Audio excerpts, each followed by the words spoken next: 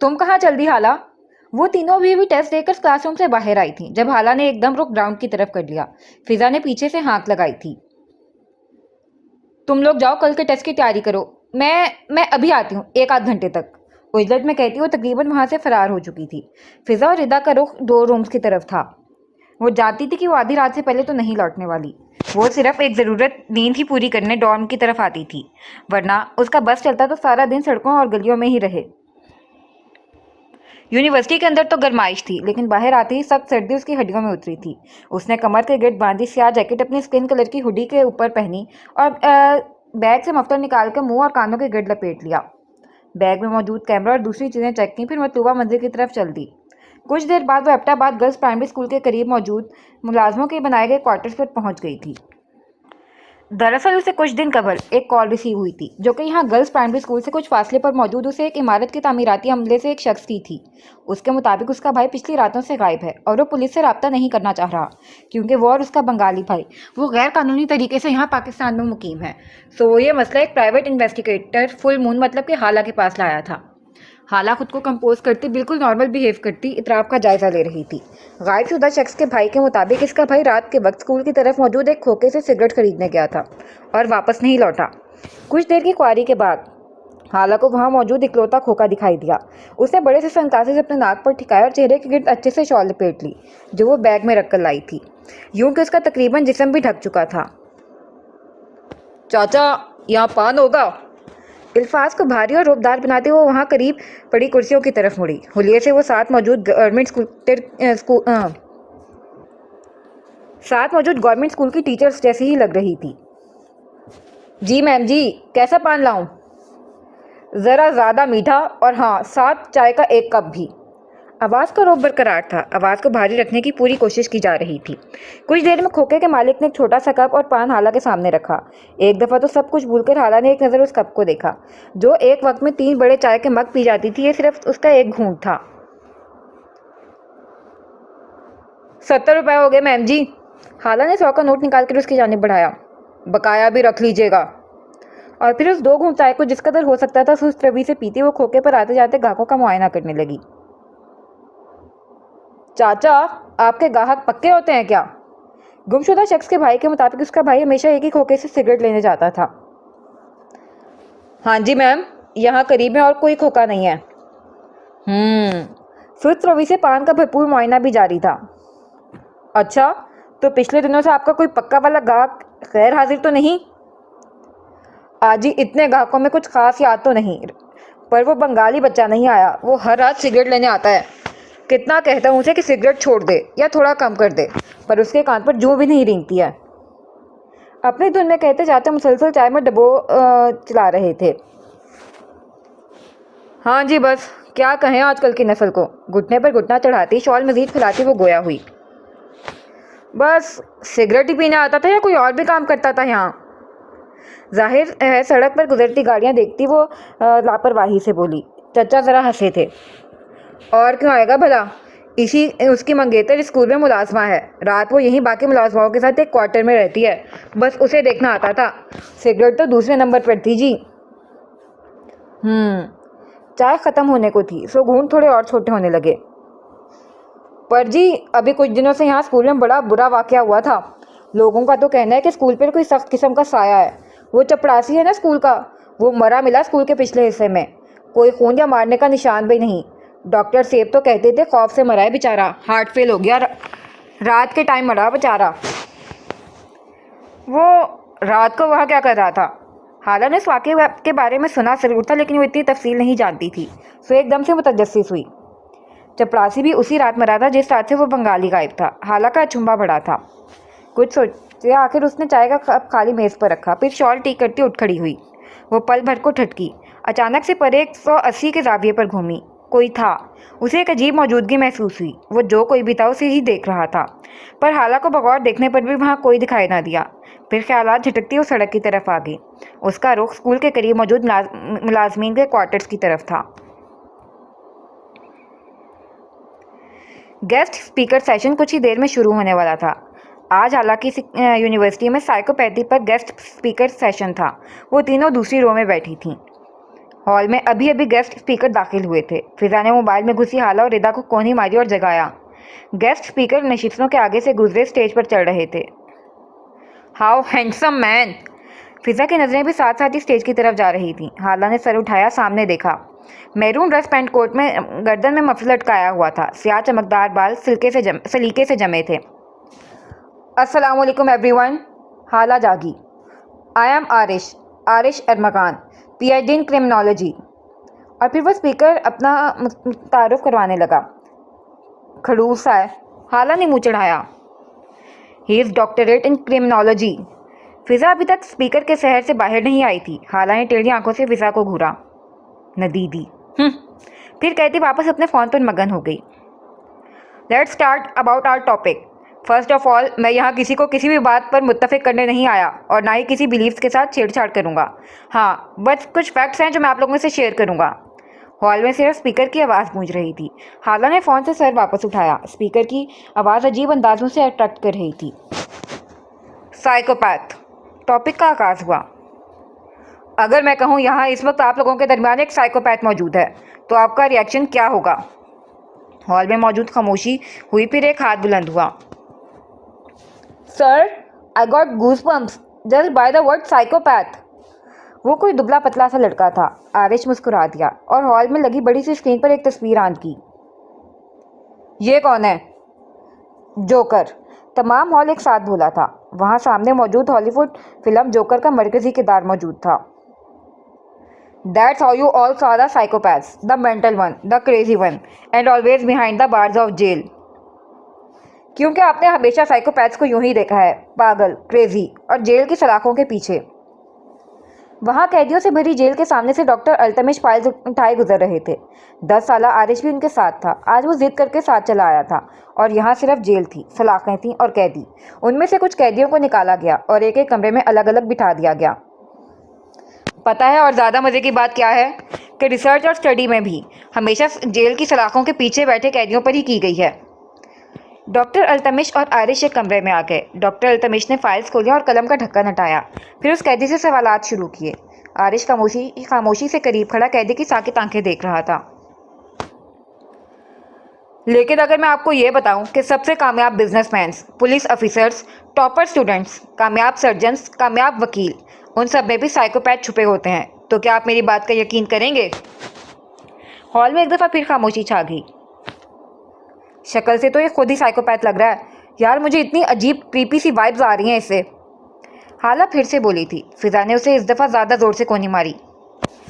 थोड़ी देर के लिए अपना डिटेक्टिव माइंड शट डाउन करो और खामोशी से लेक्चर सुनो।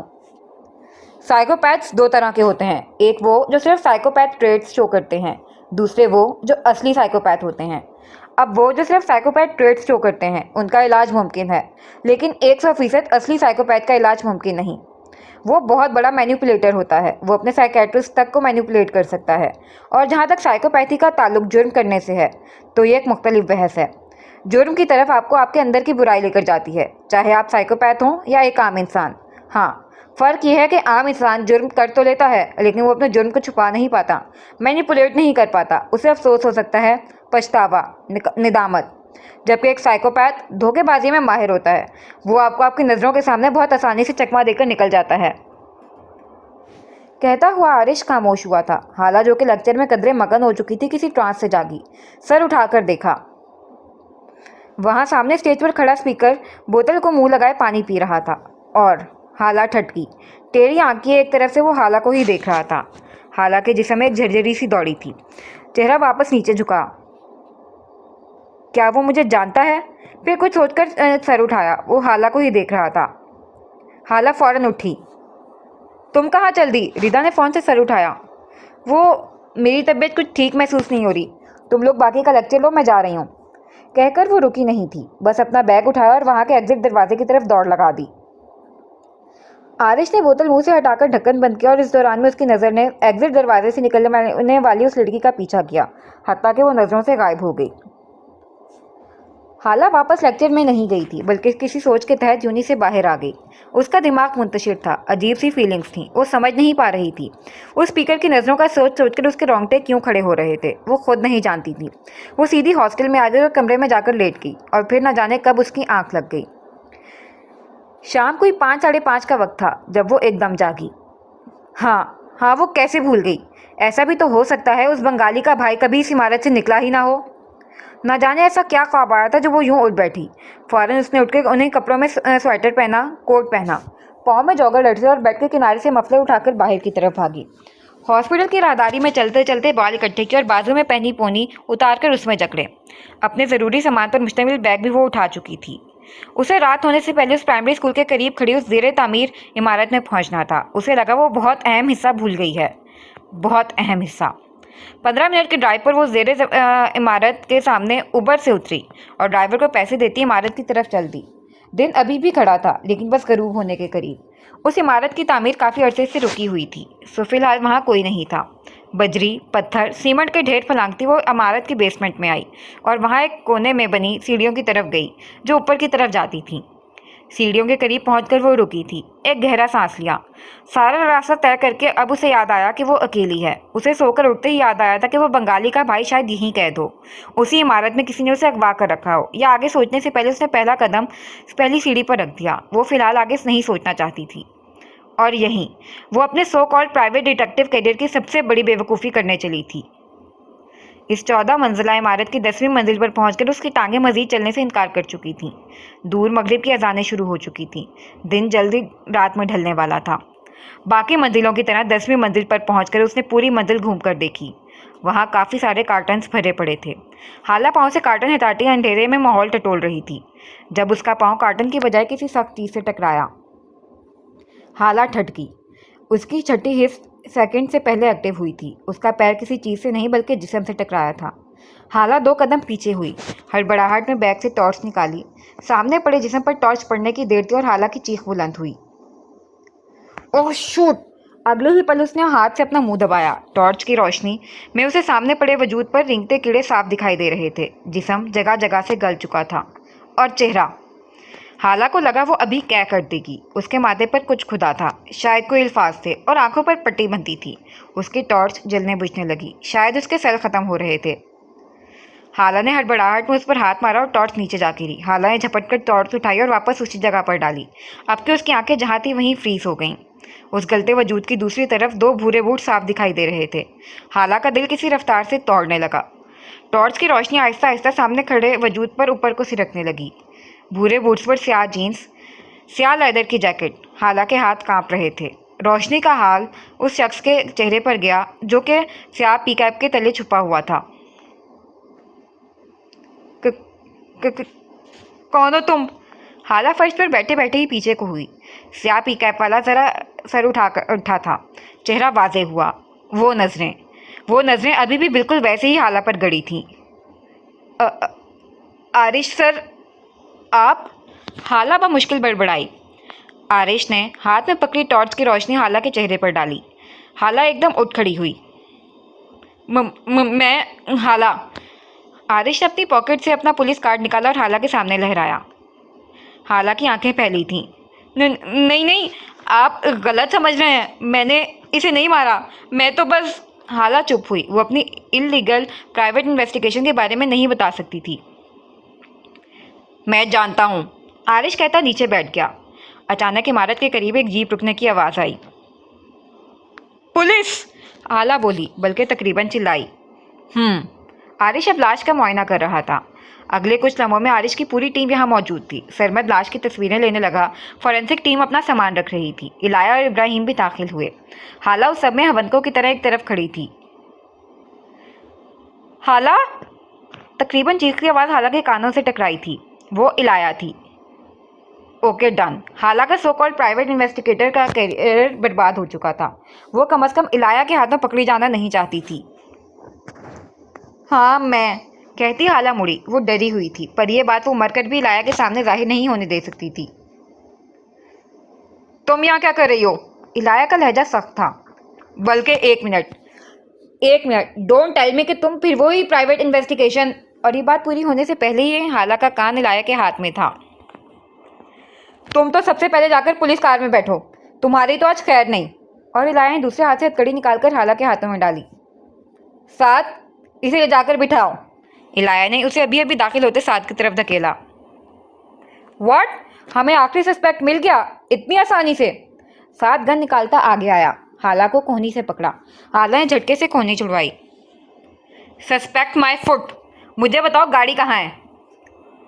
पहला मुजरिम देखा है जिसे इतनी जल्दी है जेल जाने की। हाला बिना जवाब दिए वहां से चल दी। इलाया लाश के करीब आई। लाश से उठती बदबू उसके नथनों से टकराई थी। Oh my God! नाक ढकती वो नीचे बैठी। आरिश ने एक नज़र उस पर डाली जो कि दस्ताने हाथों पर चढ़ाती लाश का मुआयना करने लगी थी। उस चपरासी के बेटे की मौत की रात असल में मुजरिम इसे मारने वाला था। वो लड़का तो बस गलती से इस खेल में शामिल हुआ था और जिंदगी से हाथ धो बैठा। आरिश बोला था। इलाया ने सर उठाया। आरिश ने इसके चेहरे पर पड़ी बसीदा पट्टी की तरफ इशारा किया जो कि यकीनन आगे फोड़कर बांधी गई थी। ये पट्टी उस मुलाजिम की आंखों पर नहीं थी। बात तो सही है। इलाया ने इस बात में सर हिलाया, फिर ठटकी। वो आरिश की बात की हिमायत कर रही थी। फौरन मुंह बंद किया। ये तो वो मरकत भी नहीं कर सकती थी, आरिश की हिमायत। फिर वो वहां से उठ गई। आरिश वापस चेहरा झुकाता वही इस्तेज़ाइया मुस्कुराहट मुस्कुराया था। मैं कुछ गलत नहीं कर रही, सिर्फ अपनी जॉब कर रही थी। और किसने अलॉट की है आपको मोहतरमा ये जॉब? इलाया बोली। वो वहाँ सब ऑफिस में अपने अपने कैबिन्स में मौजूद थे और इलाया इन्वेस्टिगेटर हाला की क्लास ले रही थी। हाँ, इलाया की दूर की कज़न थी वो, और वो दोनों हमेशा से एक दूसरे से चिढ़ती थीं। और अगर अभी मैं ये बात तुम्हारे अब्बू को बता दूं तो तुम्हें कितनी दफ़ा कहा है कि ये गैर कानूनी है? हाला ने जवाबन उसे घूरा, फिर एकदम बोली, मेरे पास उस बंगाली की सारी मालूमात हैं। You shut up! तुम अभी उठो और वापस अपने डोम में जाओ। तुम्हारी वार्डन कितनी गैर जिम्मेदार है, उसे खबर ही नहीं कि एक स्टूडेंट आधी रात को गायब है। हाँ, वो बेचारी बहुत बेवकूफ़ है। हाला ने साफ अपनी चालाकी की तारीफ की। Shut up! पर मेरे पास बहुत काम की इन्फॉर्मेशन है, हाला फिर बोली। अचानक आरिश इंटेरोगेशन रूम में दाखिल हुआ। ठीक है, तुम बता सकते हो कि तुम्हारे पास क्या मालूमात हैं? कहता वो भी कुर्सी खींचकर बैठ गया। वो हाला को एक दो दफ़ा पहले भी उस स्कूल और क्वार्टर्स के आसपास मंडलाता देख चुका था, लेकिन फिर उसे सेमिनार के दौरान भी देखकर उसे शायद हाला के इरादे समझ आ चुके थे। एक शर्त है कि ये बात मेरे अब्बू तक नहीं जाएगी। तुम कितनी बेशरम हो हाला? इलाया फिर बोली थी। ओके, नहीं जाएगी। आरिश ने बात ख़त्म की और दोनों कोनियाँ मेज़ पर टिकाता हाथ की उंगलियाँ जोड़ी और पूरी तवज्जो से हाला को देखने लगा। तो तुम क्या जानती हो? वो दोनों ही खामोश हो गई थीं। हाला को एक दफ़ा फिर वो नज़रें कुछ खास भाई नहीं थीं। वो इतनी सर्द क्यों थीं? वो शख्स बंगाली है और अपने भाई के साथ गैर कानूनी तौर पर यहाँ रह रहा था। वो दोनों भाई उस इमारत में मजदूर थे। उसके भाई ने मुझे हायर किया था क्योंकि वो किसी पुलिस के चक्कर में नहीं पड़ना चाहता था। और किस सिलसिले में हायर किया था? आरिश ने लफ्ज़ हायर पर जोर दिया कि उसका बंगाली भाई गायब है और मैं उसका पता लगवाऊँ। इलाया बज़ाहिर गुस्से में पीछे कुर्सी की पश्त से टेक लगाए बैठी थी, पर गैर इरादी तरफ पर वो आरिश की पश्त पर नज़रें टिकाए बैठी थी। अगर आप इसी इंटेंसिटी से मेरी कमर में घूरती रहेंगी तो मेरी कमर में 2 सुराख हो जाएंगे मिस इलाया। और इलाया के जैसे अत्थू चिढ़ गया। वो खांसती सीधी हुई। आरिश ने करीब पड़ी पानी की बोतल कोहनी से इलाया की तरफ खिसका दी और हाला से सवालात जारी रखे। शर्मिंदगी। आरिश और इलाया ये अब हमेशा के लिए एक साथ ही लिख दिए गए थे। इलाया बोतल उठाती रूम से बाहर चली गई। और तुम आज उस इमारत में क्यों आई थी? आरिश ने लहजा ज़रा बदला, शायद ज़रा नरम हुआ था। मुझे शक हुआ कि शायद वो कभी इमारत से निकला ही ना हो। सिर्फ शक? हाला गड़बड़ाई। आरिश को देखा। आरिश फिर बोला, तुमने उसे देखा है, राइट? देखा नहीं तो मैंने तो किसी को नहीं देखा। हाला बैठे बैठे भी आराम हुई थी। आरिश मुस्कुराया था, फिर फाइल बंद करता उठ खड़ा हुआ। साबित हो गया कि आप मिस इलाया की ही रिश्तेदार हैं। ऑर्फनेज। वो एबटाबाद का इकलौता यतीम खाना लैंड ऑफ हेवन था और उसके बड़े से गेट के सामने इतनी छोटी क्यों लग रही थी?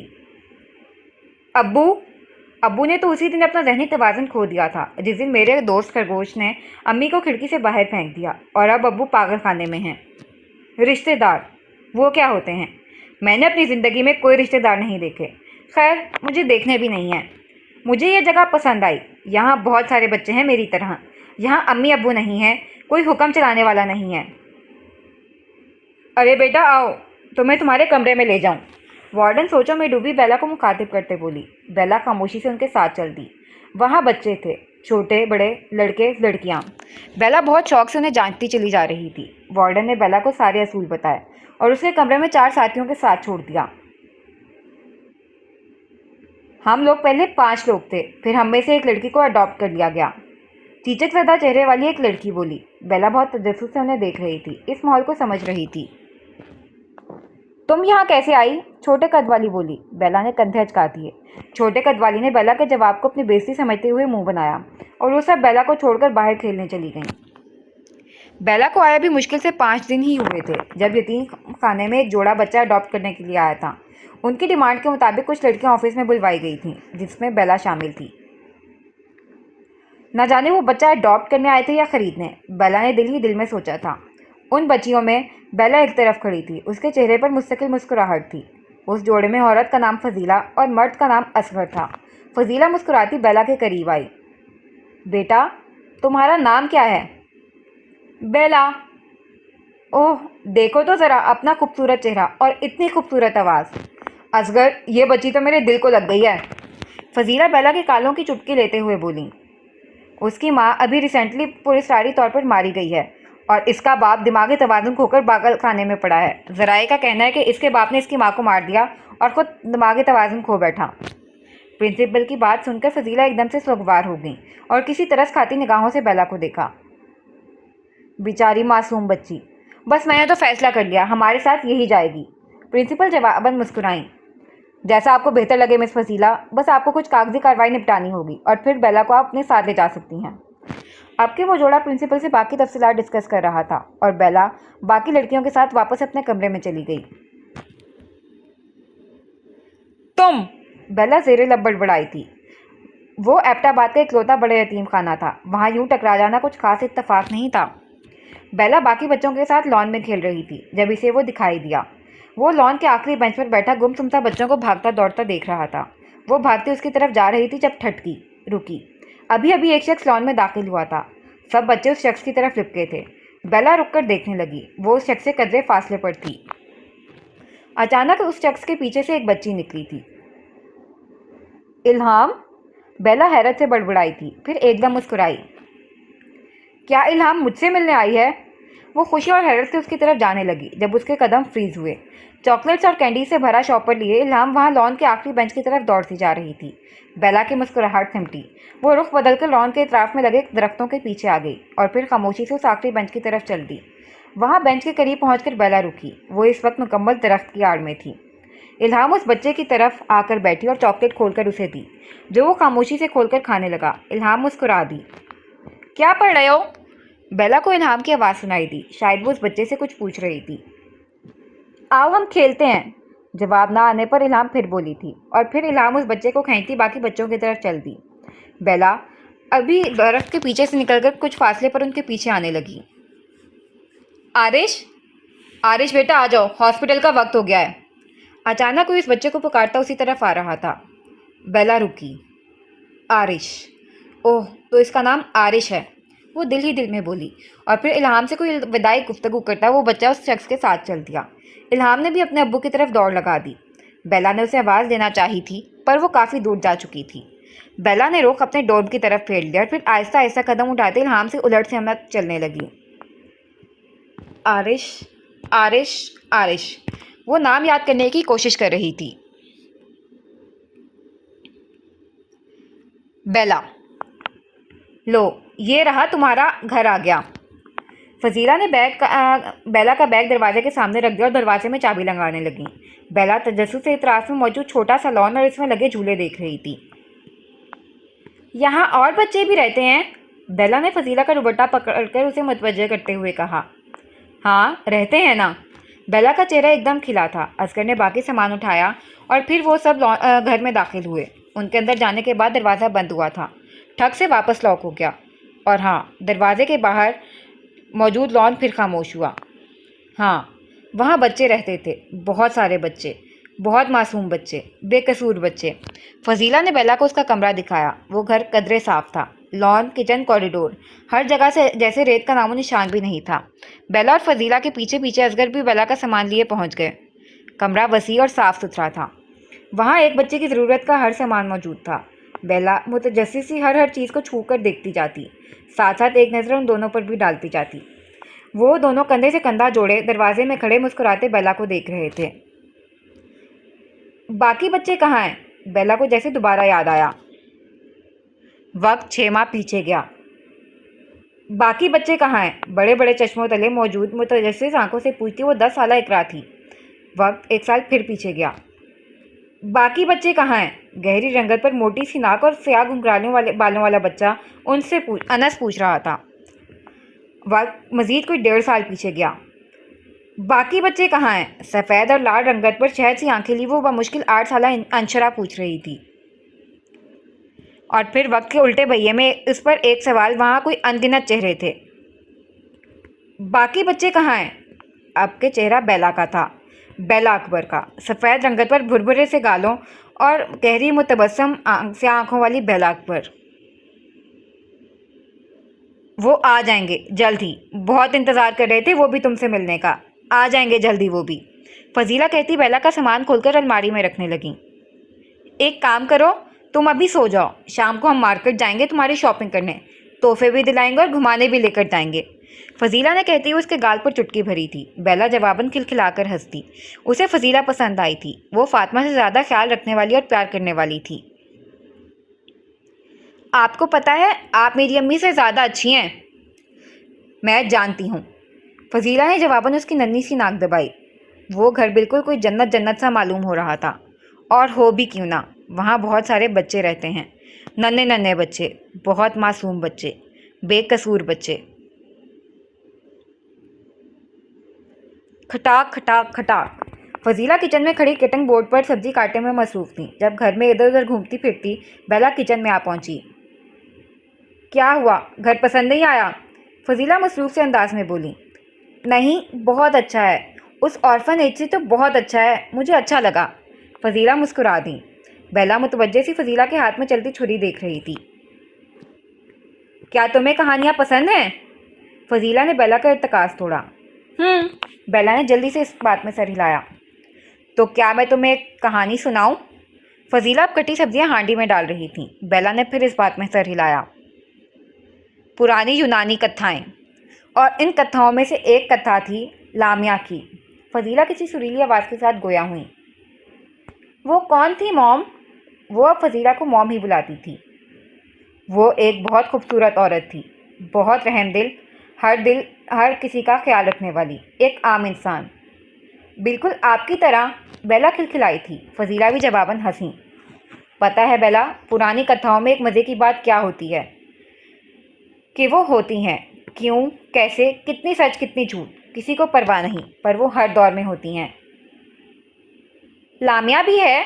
बेला ने तजस्सुस से पूछा। फजीला ने इस बात में सर हिलाया। फिर वो बिल्कुल आप जैसी दिखती होगी। अब के फजीला खुलकर मुस्कुराई थी। और फिर पता है एक दिन क्या हुआ? फजीला ने कहानी जारी रखी। एक दिन एक यूनानी देवता ज़ियूस को लामिया पसंद आ गई और फिर उसने लामिया से शादी कर ली होगी। बेला ने फ़ौरन बात काटी। तुम्हें कैसे पता? बारबी मूवीज़ में भी यही होता है, शहजादे को एक आम लड़की पसंद आ जाती है और वो उससे शादी कर लेता है। फजीला हंसनी। हाँ, बिल्कुल ऐसा ही हुआ। फिर उनकी शादी हो गई और फिर उनके बहुत सारे बच्चे हुए। लेकिन फजीला सस्पेंस फैलाती रुकी। बेला हमतन गोश हुई। ज़ियूस की एक बीवी थी, हीरा, और उसे बात पसंद नहीं आई थी। उसे लामिया और उसके बच्चे नहीं पसंद थे। सो एक दिन उसने हसद और गुस्से में लामिया के सारे बच्चे मार डाले। क्या लामिया के कोई अपने नहीं थे? फजीला ने नफ़ी में सर हिलाया। तभी बेला ने झट से बात मुकम्मल की। अचानक फजीला हांडी की तरफ मुतवज्जे हुई। बहुत चालाक हो तुम बेला, कहाँ से सीखी हैं तुमने ये बातें? मेरी अम्मी ने बताई थी। वो कहती थी जिनके अपने नहीं होते उन्हें मार सकते हैं। फजीला ने हैरत से उसे देखा। ओह, आई सी। अच्छा खैर, अभी ये कहानी यहीं रोकते हैं, खाने का वक्त है, तुम्हारे डैड आने वाले होंगे, चलो खाना खाते हैं। बेला पुरजोश सी उठ खड़ी हुई और किचन में इधर उधर चीज़ें देखने लगी। फजीला ने भागती फिरती बेला को देखा, फिर एक गहरी मुस्कुराहट के साथ वापस हांडी की तरफ मुतवज्जे हुई। आज छुट्टी का दिन था। अस्कर काम पर नहीं गए थे। सुबह से ही घर में बहुत खामोशी थी। آسمان مکمل سیاہ بادلوں سے ڈھکا ہوا تھا۔ بارش کسی بھی آن میں شروع ہو سکتی تھی۔ بیلا گھر کے پچھلے لان میں لگے جھولے پر بیٹھی تھی، چہرہ مکمل اوپر کو اٹھائے بادلوں کی حرکت دیکھتی، لیکن دماغ کچھ اور سوچ رہا تھا۔ اس نے کافی عرصے سے اپنا من پسندیدہ کھیل نہیں کھیلا تھا۔ یہاں اس گھر میں کوئی تھا ہی نہیں، نہ کوئی جانور، نہ کوئی پرندہ، اور بچے، پتہ نہیں وہ بچے کہاں ہیں جن کا موم نے ذکر کیا تھا۔ اور یہ سب سوچ سوچ کر اسے چڑ سی ہو رہی تھی، یوں جیسے اس کی زندگی ایک دم سے فضول ہو گئی ہو۔ کوئی فن نہیں، کوئی وائلنس نہیں، کوئی ابیوز نہیں۔ اچانک ایک انجانے سے شور پر وہ جاگی، جھولے پر سیدھے ہو کر بیٹھی۔ سامنے لان کے کونے میں اصغر اور فضیلہ مل کر کچھ کھدائی کا کام کر رہے تھے۔ بیلا جھولے سے اتری اور بھاگ کر ان کی طرف آئی۔ یہ کیا ہے؟ لہجہ متجسس تھا۔ یہاں آج رات ایک نیا پودا لگے گا، اسی کی تیاری ہو رہی ہے، فضیلہ نے اسے پچکارتے ہوئے کہا۔ کس چیز کا پودا؟ بہت خاص چیز کا پودا، اور پتہ ہے اسے تمہارے نام لگائیں گے، بیلا کا پودا۔ اچانک بادل گرجے تھے۔ تینوں نے ایک دم سر اٹھا کر آسمان کی طرف دیکھا۔ بیلا ہنسی تھی۔ آج کا دن بہت اچھا ہے، چہکتے ہوئے کہا گیا۔ کیا ہم اپنی اس دن والی کہانی مکمل کریں؟ فضیلہ ہاتھ جھاڑتی کھڑی ہوئی۔ ہاں، آپ نے مجھے وہ کہانی پوری نہیں سنائی تھی، لامیا کے بچے مرنے کے بعد کیا ہوتا ہے؟ آؤ اندر چلتے ہیں، باقی کا کام تمہارے ڈیڈ دیکھ لیں گے۔ فضیلہ بیلا کا ہاتھ پکڑے اندر کی طرف چل دیں۔ لامیا کے سب بچے مرنے کے بعد وہ بہت دکھی ہوئی۔ بیلا سامنے کچن کی سلیب پر بیٹھی تھی۔ فضیلہ کہانی سناتی دوسری طرف چہرہ کیے کچھ کرنے میں مصروف تھی۔ کیا؟ بیلا کو بھی یہی تجسس ہو رہا تھا، سو گردن اٹھاتی وہ جھانکنا چاہ رہی تھی۔ جب اچانک سے فضیلہ مڑی، بیلا واپس نیچے ہو کے بیٹھ گئی، اور پھر اس میں غصے اور نفرت کی آگ اتنی بڑھ گئی کہ اس نے بدلہ لینے کا سوچا۔ فضیلہ کے ہاتھ میں ایک عام کچن کا چاقو تھا، لیکن معمول میں استعمال ہونے والے چاقو سے تھوڑا بڑا۔ اوہ، تو پھر کیا کیا اس نے؟ فضیلہ نے قریب شیلف سے ایک کٹنگ بورڈ اٹھایا اور شیلف پر ٹانگیں لٹکائے بیٹھی بیلا کی گود میں رکھ دیا۔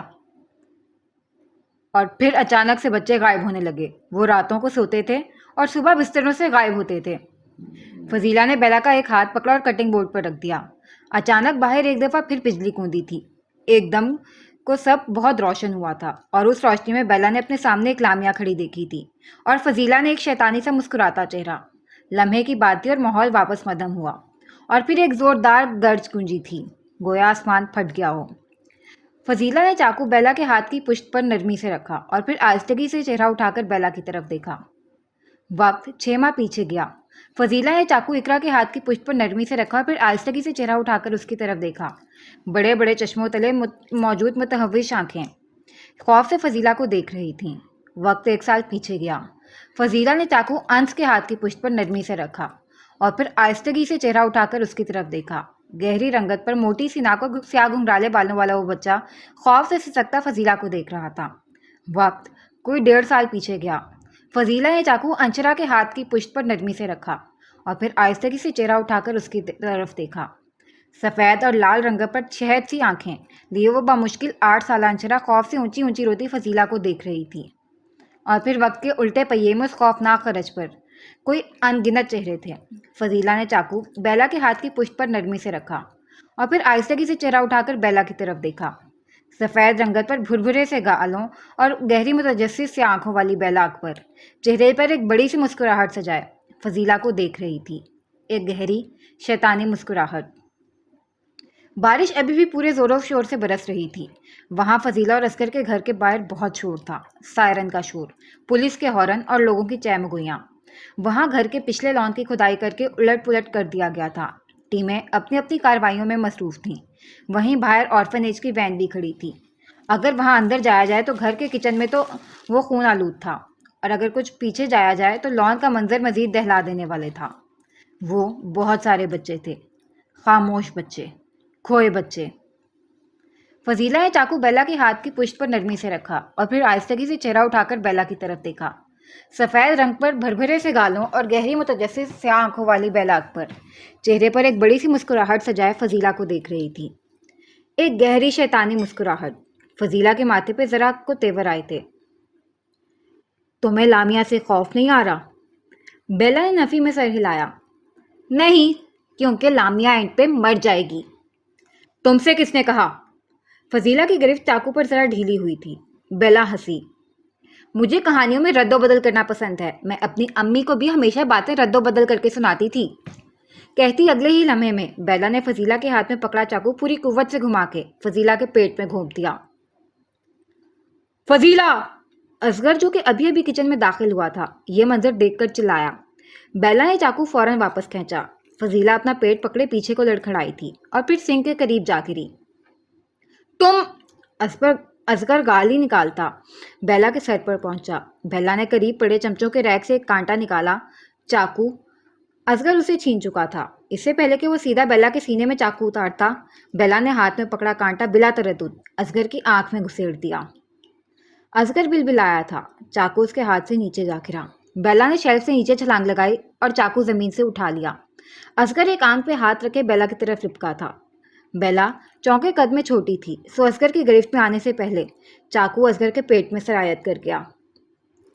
بارش ابھی بھی پورے زور و شور سے برس رہی تھی۔ وہاں فضیلہ اور اصغر کے گھر کے باہر بہت شور تھا، سائرن کا شور، پولیس کے ہارن اور لوگوں کی چہمگوئیاں۔ خبر پھیلی تھی کہ اس گھر میں رہنے والا جوڑا سیریل کلر تھا۔ وہاں گھر کے پچھلے لان کی کھدائی کر کے الٹ پلٹ کر دیا گیا تھا۔ ٹیمیں اپنی اپنی کارروائیوں میں مصروف تھیں۔ وہیں باہر آرفن ایج کی وین بھی کھڑی تھی جس میں آرفن ایج کی پریزیڈنٹ بیلا کو سینے سے لگائے بیٹھی تھی۔ وہ مسلسل روئے چلے جا رہی تھی اور پریزیڈنٹ اسے خاموش کروا رہی تھی۔ اگر وہاں اندر جایا جائے تو گھر کے کچن میں دو خون آلود وجود زمین پر ساکت پڑے تھے، ایک فضیلہ نامی عورت اور ایک اصغر نامی مرد۔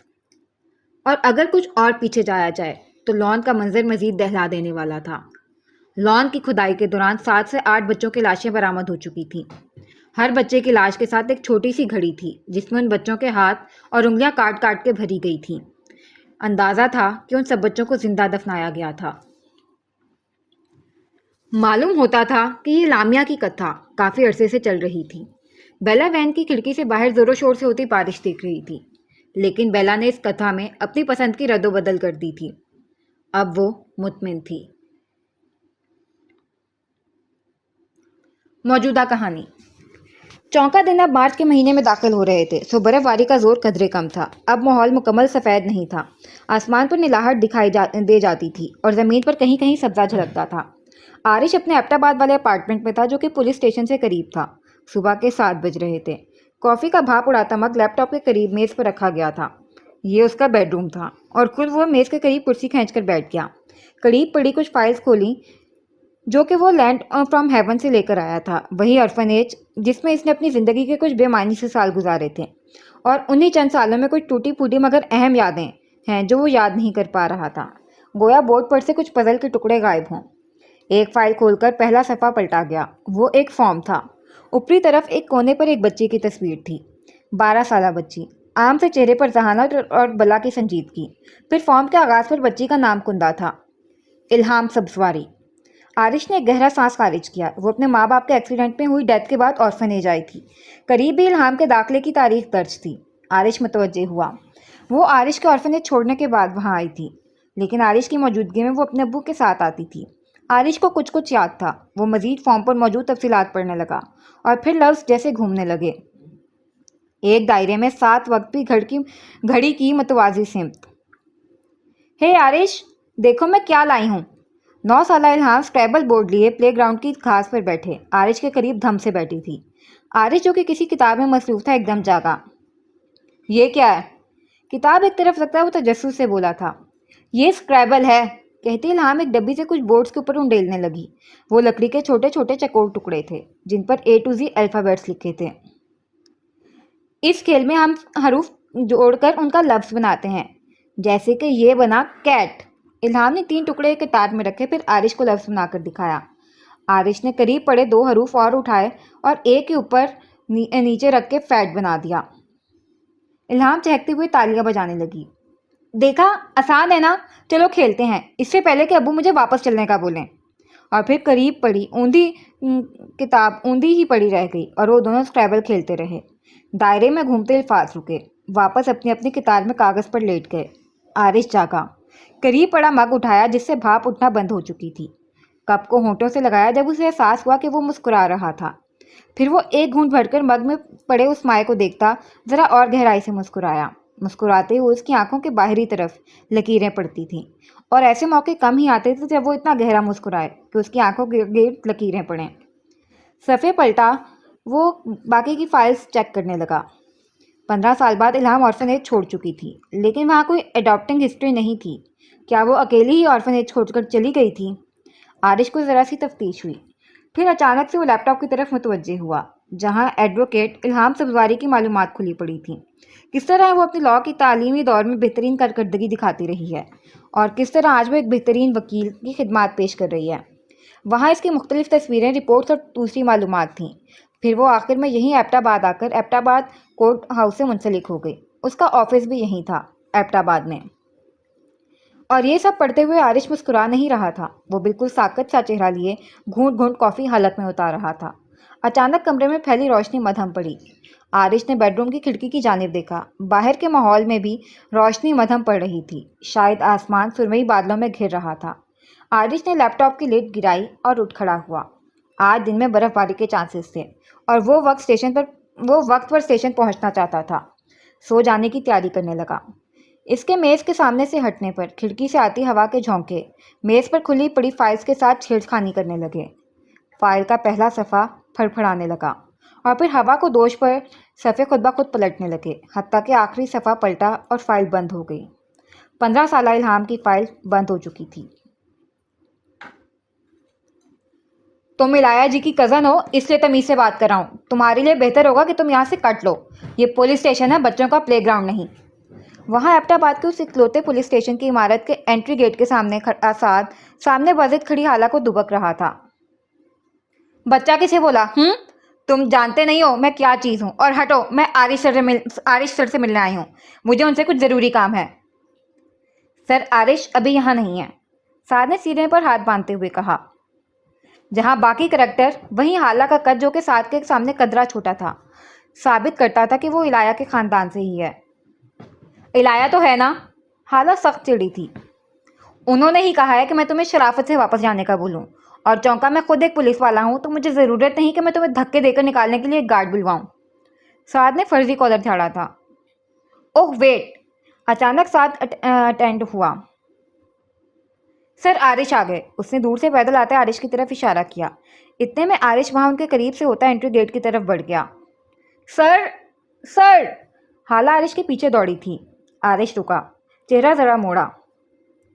سر، مجھے آپ کو کچھ بتانا ہے، پلیز کیا مجھے تھوڑا سا وقت مل سکتا ہے؟ پلیز!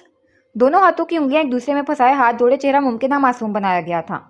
عارش نے ایک بیزار سوالیہ نظر سامنے کھڑے سعد پر ڈالی، جس نے جواباً کندھے ہچکا دیے، پھر واپس حالہ کی طرف آیا۔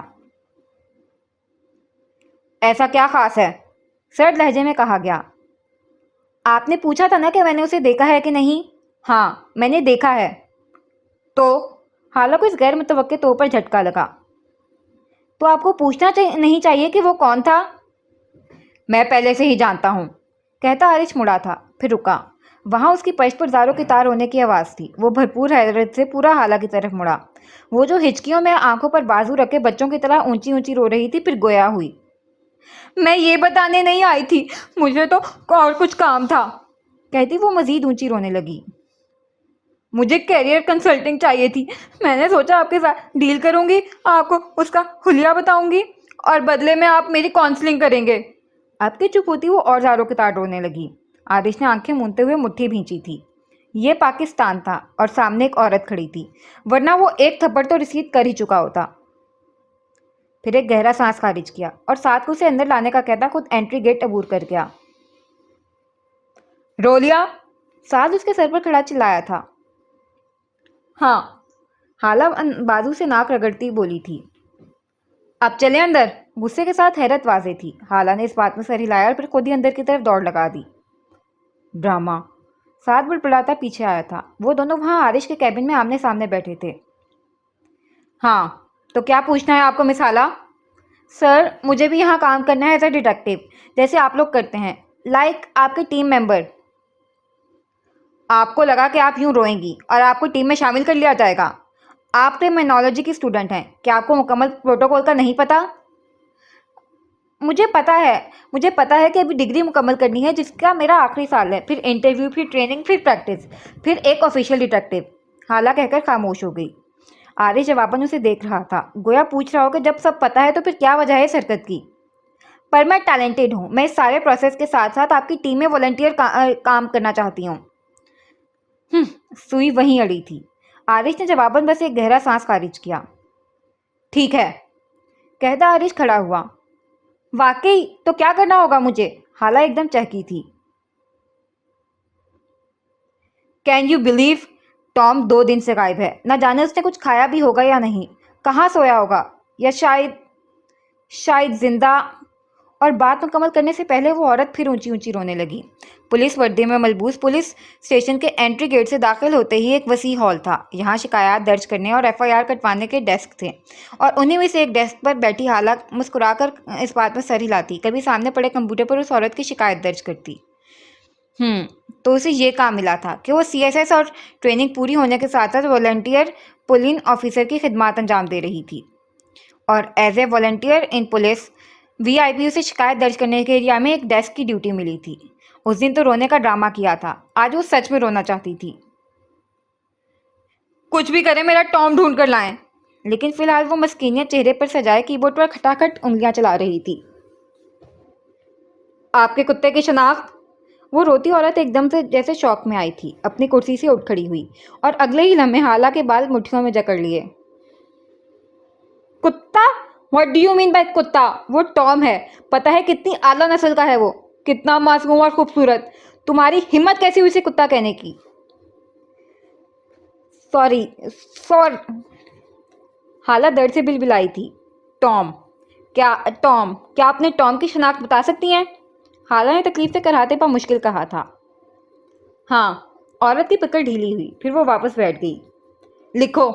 سفید رنگ، گلے میں لال پٹا جس میں سرنے کاسکا کا لٹک رہا ہے، اس پہ نام لکھا ہے۔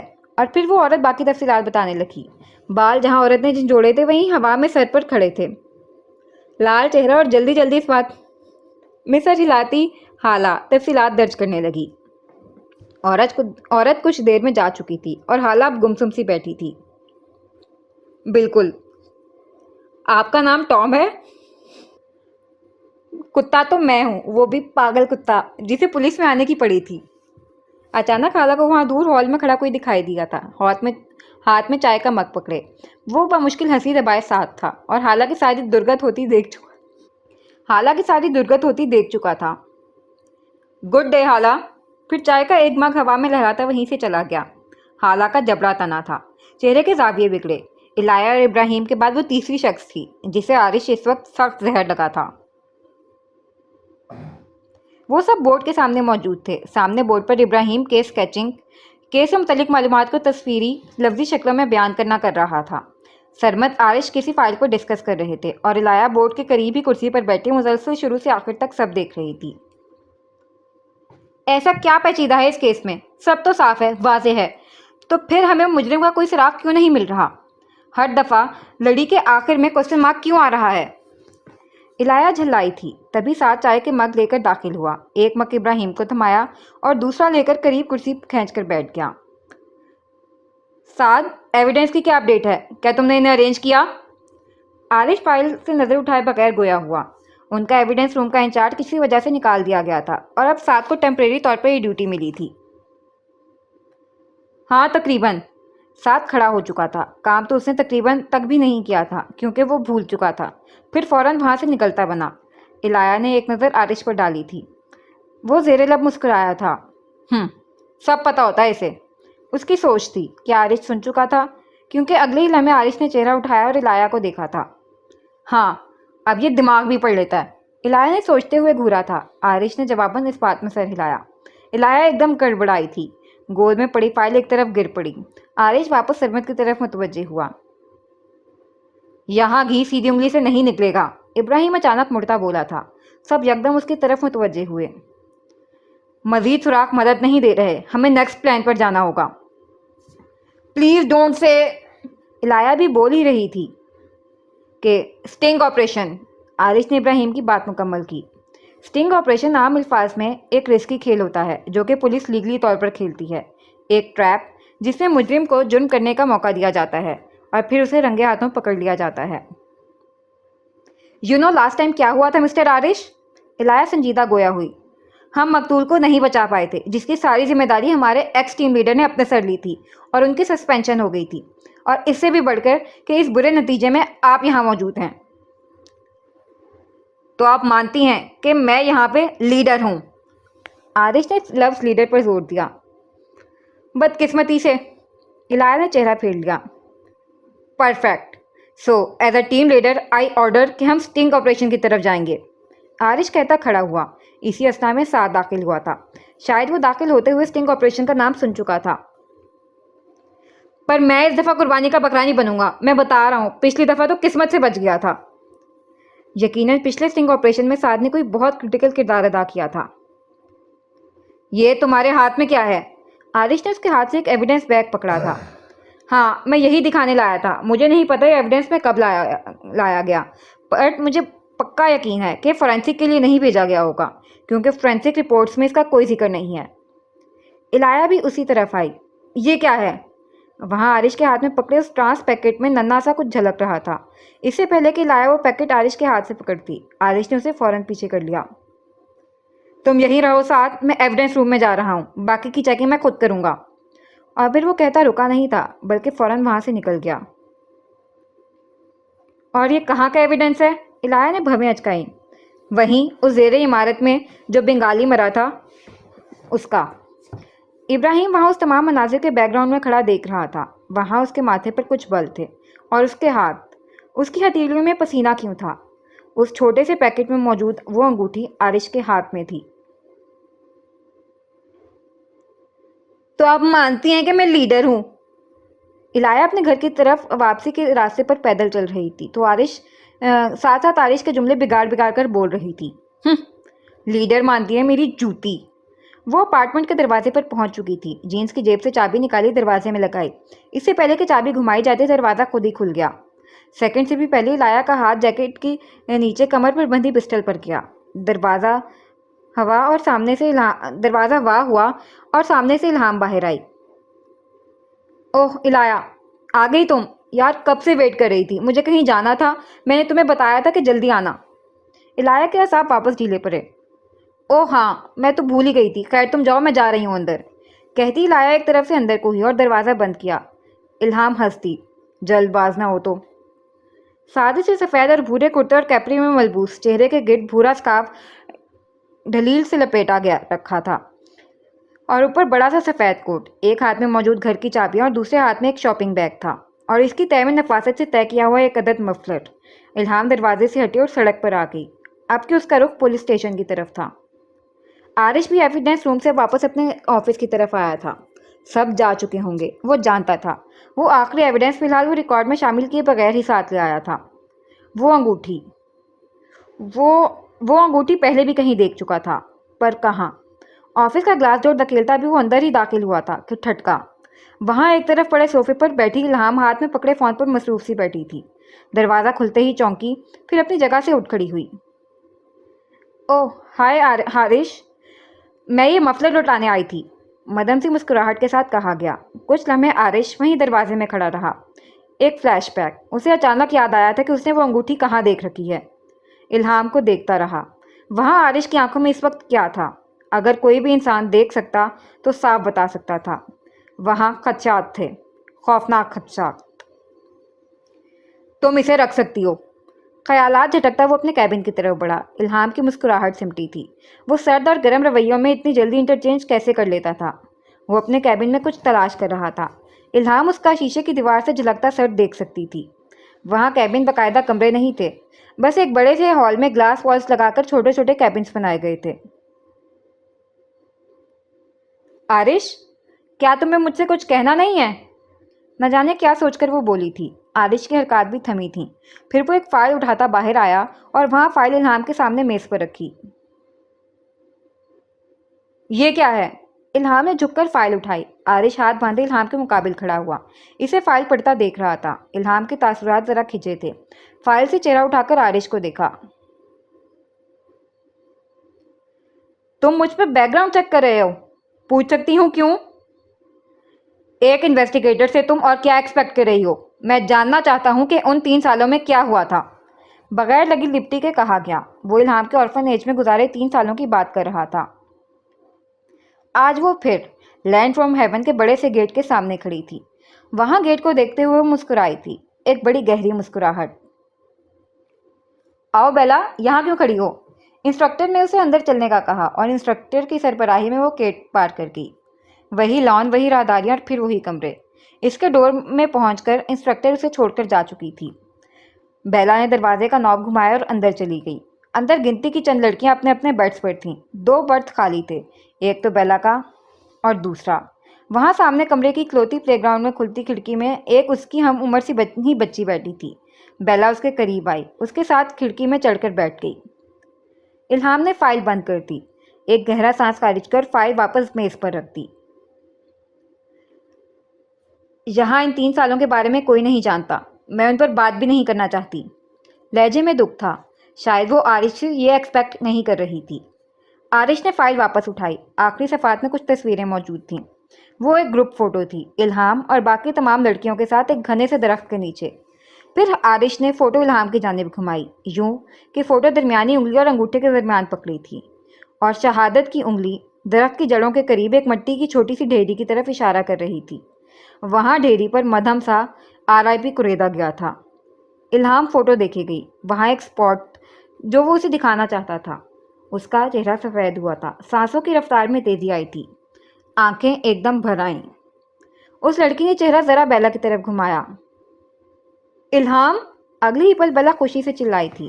الہام خاموشی سے اسے دیکھے گئی، پھر وہ مدھم سا مسکرا دی۔ ہائے بیلا، کیسی ہو؟ کہتی وہ کھڑکی سے اتر گئی۔ تم یہاں کیوں ہو؟ بیلا بھی اس کے پیچھے پیچھے اتری تھی۔ الہام تیسرے نمبر کی برتھ پر پہنچنے کے لیے سیڑھیاں چڑھنے لگی۔ یقیناً وہ ابھی بات نہیں کرنا چاہتی تھی۔ بیلا بھی اس کے پیچھے پیچھے سیڑھیاں چڑھنے لگی، جب الہام نے اپنی برتھ پر پہنچ کر پردہ کھینچ دیا۔ یہی ایک وجہ ہے، الہام نے بھیگے لہجے میں سر اٹھایا۔ یہی ایک وجہ ہے میں ان 3 سالوں کے بارے میں بات نہیں کرنا چاہتی آرش۔ آرش نے فوٹو واپس اپنی طرف موڑ لی۔ وہاں تصویر میں ایک طرف کھڑی 13 سالہ الہام مسکرا رہی تھی۔ آرش نے ایک نظر اسے دیکھا، پھر ایک نظر سامنے کھڑی الہام کو دیکھا۔ وہ ان دونوں چہروں میں کچھ کامن تلاشنا چاہ رہا تھا۔ آرش نے فائل اٹھائی اور تصویر واپسی لگاتا اپنے کیبن کی طرف چل دیا۔ جانتی ہو، مجھے اچانک سے ایک پچھتاوا ہونے لگا ہے۔ وہاں کیبن سے آواز آئی۔ الہام خود کو کمپوز کر چکی تھی۔ مجھے وہ آرفنیج چھوڑ کر نہیں جانا چاہیے تھا، کہتا وہ اپنا کوٹ اور مفلر اٹھاتا کیبن کی لائٹس آف کر کے باہر آیا، پھر الہام کے سامنے آ کھڑا ہوا، یوں کہ مفلر گلے میں لٹکا اور کوٹ ایک بازو پر۔ مجھے لگتا ہے میں نے کچھ بہت قیمتی کھو دیا ہے۔ اس کا لہجہ سرد تھا، الہام کو لگا اس کے وجود میں کچھ سرایت کر گیا ہے۔ وہ اپنے گردن کے بال کھڑے ہوتے صاف محسوس کر سکتی تھی۔ اور میں نہیں چاہتا کہ اگر کسی دن میرے خدشات صحیح ثابت ہو گئے تو میں اگلی سانس بھی لے پاؤں گا یا نہیں۔ بیلا وہیں رکی، ذرا منہ بسورا اور واپس نیچے اتر آئی۔ تم جانتی ہو اسے؟ نیچے والی برتھ سے ایک لڑکی نے جانتے ہوئے بیلا سے پوچھا۔ ہاں، ہم دونوں ایک اسکول میں پڑھتے تھے، بیلا نے اشتیاق سے کہا۔ تو وہ تم سے بات کیوں نہیں کر رہی؟ جواباً بیلا نے ایک نظر اوپری تیسری برتھ پر ڈالی، پر واپس اس لڑکی کو دیکھتے ہوئے کندھے اچکا دیے۔ الہام کے گال پر کچھ پھسلا تھا، کچھ نرم گرم تھا اور پھسلتا شفاف شیشے کی طرح سطح سے جا ٹکرایا۔ گڈ نائٹ الہام، اینڈ ٹیک کیئر، کہتا وہ مڑ گیا تھا، پھر تیز تیز قدم اٹھاتا آفس کا دروازہ پار کر گیا۔ وہ وہیں کھڑی اسے جاتی دیکھتی رہی۔ تمہیں وہاں ہونا چاہیے تھا آرش، وہ 3 سال، کاش تم وہاں ہوتے۔ رات الہام کب واپس آئی الہیہ نہیں جانتی تھی، لیکن آج صبح جب الہیہ اپنے کمرے سے باہر آئی تو الہام کے کمرے کا دروازہ ابھی تک بند تھا۔ الہیہ کو تشویش ہوئی، سر پر موجود گھونسلے کو سمیٹ کر پونی میں لپیٹتی وہ الہام کے کمرے کی طرف آئی اور آہستگی سے دروازے کا نوب گھمایا۔ الہام، تم ابھی تک اٹھی؟ بولتے بولتے وہ رکی۔ تاریک کمرے میں ایک طرف موجود اسٹڈی ٹیبل پر مدھم سی ٹیبل لیمپ کی روشنی پھیلی تھی اور الہام وہیں میز پر سر رکھے سو رہی تھی۔ الہیہ نے کمرے کی لائٹس آن کی، اسٹڈی ٹیبل کے قریب گئی۔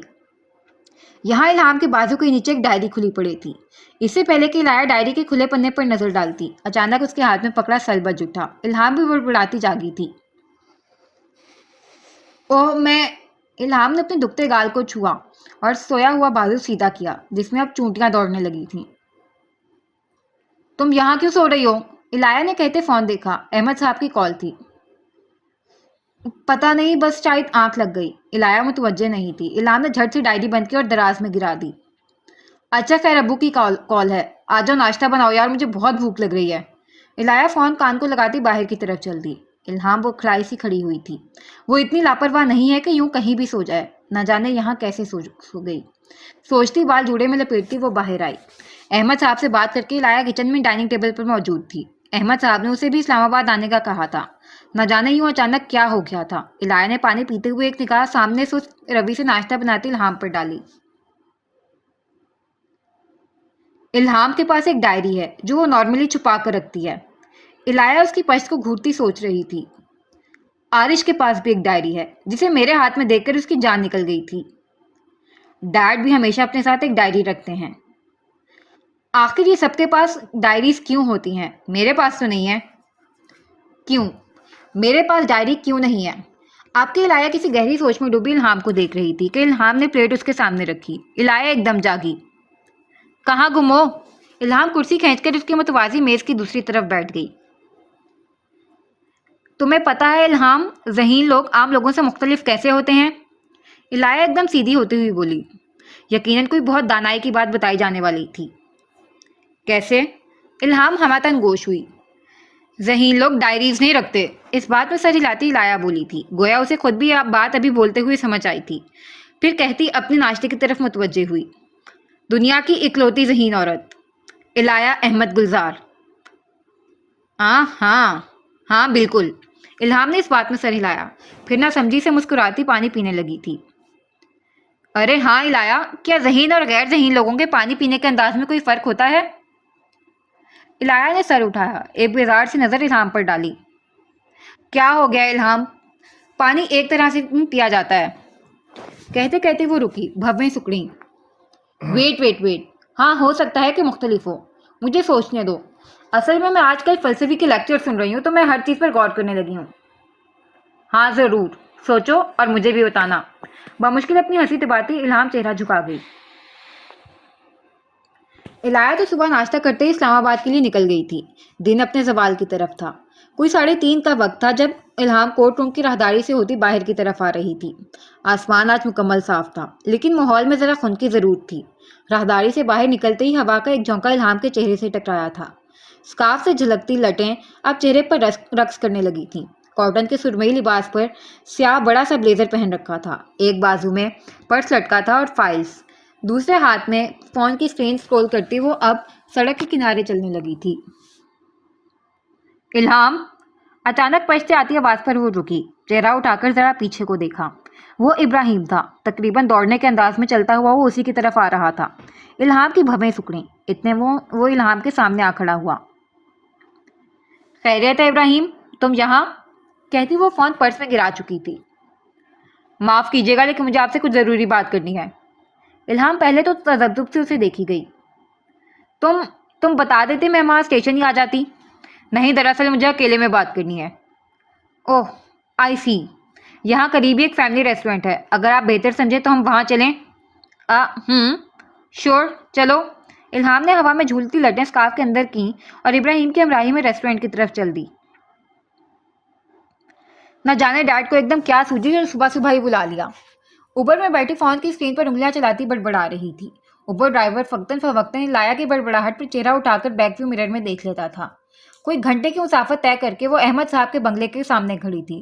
اوبر جا چکی تھی۔ دروازے کے سامنے کھڑے ہو کر اس نے خود کو کمپوز کیا، پھر بیل پر ہاتھ رکھا۔ الہیہ! انٹرکام پر فوراً احمد صاحب کی آواز ابھری تھی۔ جی الہیہ، الہیہ نے کوفت سے کہا، اور پھر اگلے چند لمحوں میں آٹومیٹک ڈور کھلتا چلا گیا۔ الہیہ عجلت میں داخل ہوئی اور دروازہ بند کر کے لان پار کرتی گھر کی طرف آئی۔ لاؤنج کا دروازہ پار کیا۔ ہوا کیا ڈیڈ؟ اتنی صبح کیا ایمرجنسی ہوئی؟ کہتی وہ اندر ہی آ رہی تھی جب وہیں دروازے کے قریب ٹھٹکی۔ وہاں لاؤنج میں پڑے صوفے ایک پر احمد صاحب براجمان تھے، یوں کہ ان کا چہرہ الہیہ کی طرف تھا، اور دوسرے صوفے پر کوئی اور براجمان تھا، یوں کہ اس کی پشت الہیہ کی طرف تھی۔ الہیہ کو ذرا بریک لگی، شاید وہ کوئی عورت تھی، نفیس سے اسکن چادر میں۔ الہیہ کی آواز پر اس وجود میں حرکت ہوئی، اگلے ہی پل چہرہ موڑا گیا۔ الہیہ! इलाया के खींचे सांप ढीले पड़े थे। चेहरे पर कई साए आए और कई गए थे।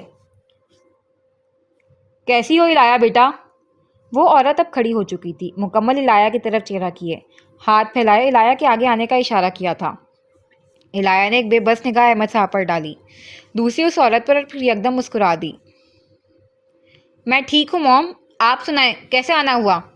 चहकते से अंदाज में कहती वो आगे आई और उनसे गले मिली। 26-27 साल इलाया जब गले मिलकर पीछे हुई तो वो एक 10-12 साल बच्ची थी। मंजर मुख्तलिफ था, माहौल कदरे पीछे जा चुका था। माहौल में कुछ पिलाहट थी, कुछ नॉस्टैल्जिया। मॉम, मैं और अब्बू इस्लामाबाद जा रहे हैं। ओके, बच्ची चहकती सी कह रही थी, आंखों पर चश्मा लगाए, कंधों पर गुलाबी बैग डाल रखा था। आप कब आएंगी? जाते जाते वो बच्ची वापस मुड़ी और सवाल किया। मैं आ जाऊंगी लाया, तुम जाओ, औरत ने सर्द लहजे में कहा था, उकताहट से। काफ़ी बड़ी हो गई हो और समझदार भी। नॉस्टैल्जिया टूटा था। वो औरत वापस बैठ गई। इलाया भी 2 कदम पीछे हुई और सोफे पर बैठ गई। जी, काफ़ी बड़ी हो गई हूँ और मजबूत भी, कहती वो अपनी पुलिस आईडी, गन और हथकड़ियाँ निकालकर मेज़ पर रखने लगी। उसका इरादा यहाँ से वापस ड्यूटी पर जाने का था, सो वो अपनी ड्यूटी के हुलिये में ही यहाँ चली आई थी। औरत की मुस्कुराहट ज़रा सिमटी थी। तुम पुलिस में हो? जी, इलाया मुस्कुराती सोफे की पट से टेक लगाती सीधी हुई। आप सुनाएं, आपके इंग्लैंड वाले बच्चे और शौहर कैसे हैं? अल्हम्दुलिल्लाह सब ठीक। पाकिस्तान आना हुआ तो सोचा तुमसे मिलती जाऊं। जी, बहुत बेहतर सोचा। अहमद साहब वहाँ से उठ चुके थे। इलाया मुसलसल चेहरे पर एक बड़ी सी मुस्कुराहट सजाए उस औरत की जानिब रुख किए बैठी रही। वो इंसानों से रखे रंज भूल जाती थी, लेकिन सामने मौजूद उस औरत को उसने मुकम्मल तौर पर इंसान कबूल नहीं किया था। वो अभी भी कहीं अंदर उसकी माँ ही थी, और वो नहीं जानती थी कि माँ से रखा रंज कैसे भुलाया जाता है। हाँ बोलो इब्राहिम, तुम्हें क्या कहना था? वेटर 2 जूस के गिलास उनके सामने रखकर जा चुका था। आप वहाँ थीं उस रात। इब्राहिम ने खामोशी को अजीब जुमले पर तोड़ा था, पर उसका लहजा मातमज़दा क्यों था, पुरखौफ सा। किस रात और कहाँ? मैं समझी नहीं। इल्हाम ने ग्लास से एक सिप लेते हुए अचंभे से उसे देखा। इब्राहिम सबकी जाने के बाद उजलत में एविडेंस रूम में आया था। वो एक एविडेंस जो साथ को मिला था, वो इब्राहिम ने जानबूझकर फोरेंसिक नहीं भिजवाया था। एविडेंस रूम के इंचार्ज को तो उसने जैसे तैसे चुप करवा दिया था, लेकिन साथ वो एविडेंस देखते ही उठा लाया था, और वो स्पॉट पर ही पकड़ा जाता अगर आरिश वो पैकेट ना पकड़ लेता। मैं जानता था तुमने ये क्यों किया, लेकिन तुम्हें एटलीस्ट अपने कानून से जुड़े होने का ही कुछ ख्याल करना चाहिए। वो आरिश था। इब्राहिम को लगा कि वो भी जा चुका है, पर वो वहीं रूम में एक तरफ बैठा था। आरिश को देखते ही इब्राहिम का चेहरा सख्त बिगड़ा था। आरिश ने वो पैकेट इब्राहिम के सामने लहराया था। आपके सीधे हाथ की शहादत की उंगली में अक्सर एक अंगूठी होती है, सिल्वर रंग पर स्याह नगीना लिए बारीक सी अंगूठी। हाँ होती है। तो वो कहाँ है? इल्हाम के तेवर जरा बिगड़े थे। तुम क्या कहना चाह रहे हो इब्राहिम, खुलकर कहो। इब्राहिम ने एक गहरा सांस खारिज किया। इसी वजह से। इब्राहिम ने वो पैकेट आरिश के हाथ से झपटना चाहा। मुझे पता था आप बिला कुछ सोचे समझे इल्हाम को इस केस में घसीटेंगे। आखिरी जाए वकुआ पर बाकी शहादात में मुझे वो अंगूठी भी मिली थी। व्हाट? इल्हाम अचंभे से बोली। इससे पहले कि इब्राहिम मजीद कुछ कहता, इल्हाम पूरी कुव्वत से चिल्लाई थी, और अगले ही लम्हे में इब्राहिम के सर से कुछ बहुत भारी टकराया था, कुछ बहुत सख्त। वो कराहता कुर्सी से एक तरफ गिरा था। इल्हाम अपनी जगह से खड़ी हुई, घबराती चिल्लाती वो मदद के लिए पुकार रही थी। ज़मीन पर पड़े इब्राहिम की बसारत अब धुंधला रही थी। बंद होती आंखों के साथ उसने वो आखिरी मंजर देखा था। इल्हाम उसके करीब ज़मीन पर बैठी थी और उसका नाम पुकार रही थी, और वहाँ इल्हाम की पश्त पर कुछ फासले पर एक ख्योला खड़ा था, जामिद, साकित। वो आगे क्यों नहीं आ रहा था? वो इब्राहिम की मदद के लिए आगे क्यों नहीं आ रहा था?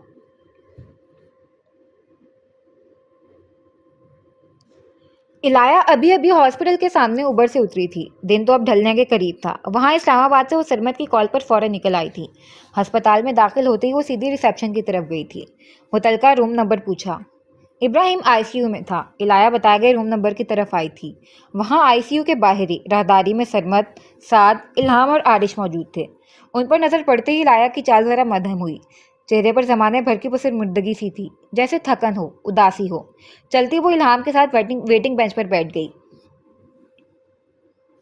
ہاں آپ تفصیل سے بتاؤ کیا ہوا ابراہیم کو، کہتی وہ الہام کے ہاتھ سے پانی کی بوتل لے چکی تھی اور اب اس کا ڈھکن ہٹا رہی تھی۔ وہ مجھ سے کچھ بات کرنے آیا تھا ضروری، اور پھر اچانک اس پر حملہ ہو گیا۔ پانی کی بوتل منہ کو لگائے لایا ٹھٹکی، بوتل نیچے کی۔ واٹ؟ ایسے کیسے ایک پولیس افسر پر حملہ؟ اور ویٹ، تم سے کون سی ضروری بات کرنی تھی اسے؟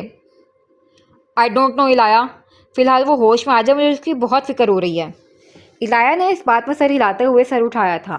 سرمد اور سعد ان کے متوازی سامنے کی طرف کے ویٹنگ چیئرز پر بیٹھے تھے، جبکہ عارش وہ سینے پر ہاتھ باندھے الہام کی دوسری طرف دیوار سے ٹیک لگائے کھڑا تھا۔ عارش کی طرف دیکھتے ہی الایا چونکی تھی، وہ الایا کو ہی دیکھ رہا تھا۔ الایا نے فوراً چہرہ پھیرا۔ عارش نظریں نہیں پھیرے گا، وہ جانتی تھی، وہ ایسا ہی تھا، یکٹک اگلے کے دماغ میں گھستا دیکھے جانے والا۔ اچانک آئی سی یو کا دروازہ کھلا، ڈاکٹرز باہر آئے۔ عارش اپنا آئی ڈی کارڈ دکھاتا سامنے آیا۔ ان کی حالت اب بہتر ہے، لیکن اگلے 24 گھنٹوں میں ان کا ہوش میں آنا ضروری ہے، ورنہ ہمیں خدشہ ہے کہ وہ کوما میں جا سکتے ہیں۔ الہام بے چین سی اپنی جگہ سے کھڑی ہوئی تھی۔ کیا میں انہیں دیکھ سکتی ہوں؟ جی پلیز، پر کسی قسم کے فزیکل کانٹیکٹ سے پرہیز کیجیے گا اور کوشش کریں کہ ایک وقت میں ایک ہی شخص اندر جائے۔ شیور، عارش نے کہا۔ الہام آئی سی یو کی طرف گئی۔ عارش کچھ کہنے والا تھا لیکن پھر خاموش رہا۔ سرمد اور سعد اب ڈاکٹر کے ساتھ ساتھ چلتے اب راہداری کی دوسری طرف چل دیے۔ الایا جہاں کھڑی تھی وہیں 2 قدم پیچھے بیٹھ گئی، ایک ہاتھ گردن پر رکھے، گردن کو کندھے تک لے جاتے ہوئے مروڑ دیا۔ ابراہیم کے جاگتے ہی اس کا بیان لینا ہوگا اور الہام کو بھی مکمل انٹیروگیشن سے گزرنا ہوگا۔ عارش کارڈ جیب میں اڑستا بولا تھا۔ الایا نے چہرہ اٹھایا اور پرتکان سی گویا ہوئی۔ پہلے ڈیڈ، اب الہام، پھر کون؟ میں؟ لہجہ دھیما تھا، پر وہی ٹپکل بے وقوفانہ باتیں جو کہ الایا سے ایکسپیکٹڈ تھیں۔ عارش کے ماتھے پر بل ابھرے تھے۔ آپ نے ہر بات کو پرسنلی لینے کی ڈگری رکھی ہے کیا؟ یہ جرم اور مجرم کی دنیا ہے، یہاں ہر شخص قصوروار ہے، حتیٰ کہ وہ بے قصور ثابت نہ ہو جائے۔ اور بالکل، چاہے وہ احمد صاحب ہوں، الہام ہوں یا آپ مس الایا۔ الایا اپنی جگہ سے کھڑی ہوئی۔ جی صحیح کہا آپ نے انسپکٹر عارش۔ عارش ٹھٹکا، وہ وہاں صحیح سے موجود ہی نہیں تھی، دل و دماغ میں کچھ اور چل رہا تھا۔ عارش کی طرف پشت کی وہ راہداری کی دوسری طرف جانے لگی۔ باہر اندھیرا اتر رہا تھا اور اندر ہسپتال میں بتیاں بڑھتی جا رہی تھیں۔ الایا، کیسی ہو بیٹا؟ الفاظ کی گونج ختم نہیں ہو پا رہی تھی، وہ چلتے چلتے ڈگمگائی تھی۔ عارش نے بغور دیکھا تھا۔ اچانک دوسری طرف سے ساتھ راہداری میں داخل ہوا۔ الایا جی، آپ کہاں جا رہی ہیں؟ جاتی الایا کو دیکھ کر ٹھٹکا۔ میں اسٹیشن جا رہی ہوں، تم ابراہیم کے متعلق مجھے اپڈیٹ دیتے رہنا اور الہام سے کہنا وہ گھر چلی جائے، یہاں ابراہیم کے پاس رکنے کا مت سوچے۔ کہتی وہ رکی نہیں تھی، فوراً راہداری مڑ گئی۔ انہوں نے کہا وہ اسٹیشن جا رہی ہیں۔ عارش کو الایا کو جاتا دیکھتے ساتھ بولا۔ عارش جاگا۔ الہام آئی سی یو سے باہر آئی تھی۔ اوہ الہام جی، آپ چلی جائیں، میں یہاں ابراہیم کے پاس رک جاتا ہوں، سعد کہتا آگے بڑھا تھا۔ الہام اس بات میں سر ہلاتے ایک طرف ہوئی۔ سعد آئی سی یو کا دروازہ بند پار کر گیا۔ ہمیں تمہارا بیان لینا ہوگا۔ عارش الہام کی طرف متوجہ ہوا۔ شور، الہام مدھم سی بولی تھی، شاید وہ دن والے واقعے سے ابھی تک ڈری ہوئی تھی، پھر سر اٹھا کر گویا ہوئی۔ آئی ہوپ ابراہیم کو ہوش آ جائے گا۔ عارش یکٹک سا اسے دیکھے گیا۔ کیا مجھے دیکھتے ہی تمہارا پچھتاوا مزید بڑھتا ہے عارش؟ وہاں الہام کی آنکھوں میں وہاں سوال نہیں تھا، وہاں کچھ تھا۔ عارش نے اس بات میں سر ہلایا۔ الہام کے اعصاب ڈھیلے پڑے تھے، وہاں آنکھوں میں جو بھی تھا بجھ چکا تھا۔ عارش واپس مڑتا وہاں سے چل دیا، اسی سمت یہاں سے ابھی کچھ دیر پہلے الایا گئی تھی۔ الہام نے گہرا سانس خارج کیا تھا، لیکن عارش کی پشت کی طرف نہیں دیکھا۔ اس نے آج عارش کو جاتے نہیں دیکھا تھا۔